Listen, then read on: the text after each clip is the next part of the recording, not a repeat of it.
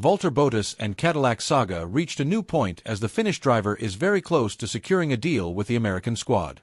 While many have already pictured the 10-time race winner in a Cadillac, other questions have arisen from this decision. What would Cadillac do with their second seat? And is there a chance that they will bring in Perez, another experienced driver, which would be the polar opposite of their original philosophy regarding the driver's lineup? What has been believed for a long period of time is highly likely to become a reality.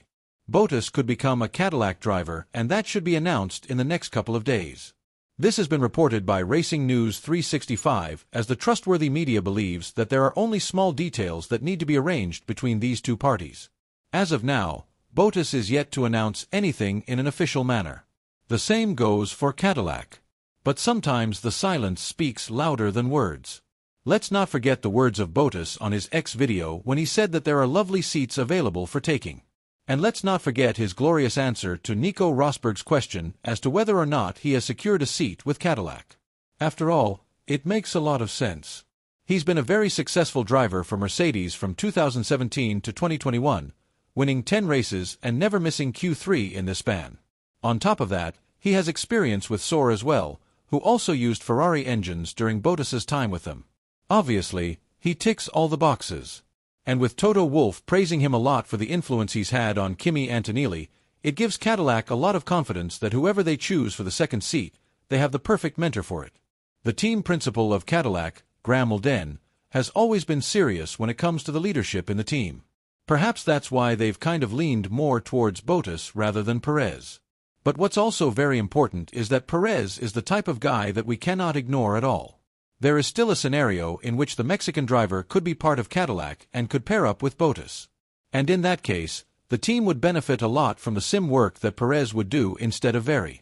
If you ask yourself why Perez would be given the challenge to do simulator work with Cadillac, the answer is simple.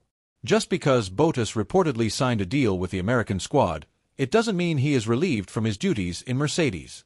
He would still have to serve the role as a reserve driver in Mercedes until the end of this year. But there is a twist to the story. Cadillac can use him for TPC with Ferrari cars since they are going to be their customers.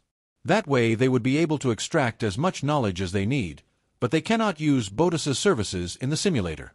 This opens up a very interesting question for Cadillac. What are you going to do with the second seat if Bottas is the chosen leader? Let's not forget that you initially vowed to have a philosophy of a veteran and youngster, with the youngster being able to learn from the veteran and be the team's next big hope for great results. If they go with Bottas and Perez, they're likely going to receive a lot of data gathering, but none of them is a long-term solution when the team presents itself with their own engine from 2029 onwards. So, a potential lineup of Perez and Bottas in Cadillac. Who says no? Let's see what the camp of Perez has to say about this. But what we must not forget here is the financial factor. The companies that stand behind Perez's career are ready to cash in around $30 million to the team that is willing to sign the Mexican driver. And for a team that is just entering the sport, this is too big of an opportunity to let it slip by. You could use all of that money to develop the car in the direction you need. And on top of that, you're signing an experienced and solid driver in Perez. The words of Mario Andretti, the director of Cadillac, are still ringing in my ears. The performances of Lawson and Tsunoda are now showing us that Perez was not the problem in Red Bull. Then again, we do have a lot to think about when it comes to the future of Cadillac. Are they going to change the philosophy and sign two experienced drivers? There are certain pros and cons to that, but I believe the cons outweigh the pros. You don't have a long-term solution. Mick Schumacher was dubbed to be the starter next to the veteran, but now the general belief is that Mick will be a WEC driver for Cadillac with a role of reserve F1 driver included as well. If that is the truth, then Cadillac doesn't have a lot of other choices left.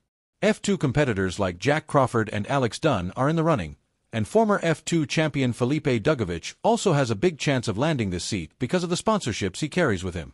The ball is in Cadillac's court, but by choosing Bottas as their number one driver, they've given the entire F1 world something to think about.